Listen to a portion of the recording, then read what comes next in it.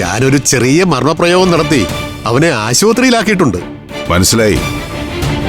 ആ കുറുക്കൻ ഈ കാട്ടിന്നാ പോയത്. പാതിരാത്രിയില് വാലിന് തീ പിടിച്ച പോലെ കലാവതി ഇവിടുന്ന് പാഞ്ഞു പോയപ്പോഴേ ഞാൻ ഊഹിച്ചു മഹേന്ദ്രൻ എന്തോ പുലിവാൽ ഒപ്പിച്ച് കാണുമെന്ന്. അതെ, ആശുപത്രിയിലേക്ക് തന്നെ അവര് പോയത്.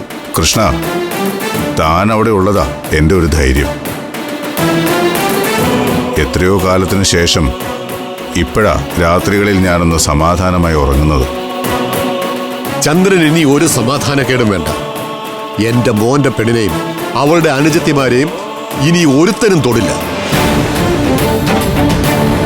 പൂർണ്ണമായി അവരുടെ സുരക്ഷിതത്വം ഉറപ്പുവരുത്തണമെങ്കിൽ അതിന് വേറെ ചില പഴുതുകൾ കൂടി അടയ്ക്കാനുണ്ട്. എന്താ കൃഷ്ണ അത്? അത് പഞ്ചരത്നത്തിനുള്ളിലെ ചില പുഴുക്കുത്തുകളാണ്. പഞ്ചരത്നത്തിനകത്ത് തന്നെ ഏതോ ഒരു വഞ്ചകയുണ്ട്. ഇന്നലെ രാത്രി മഹേന്ദ്രന് വാതിൽ തുറന്നു കൊടുത്തത് അവര് തന്നെയാണ്. ശത്രുക്കളോ? വീട്ടിനകത്തോ? ടെൻഷൻ വേണ്ട, അതാരാണെന്ന് ഞാൻ കണ്ടുപിടിച്ചിരിക്കും.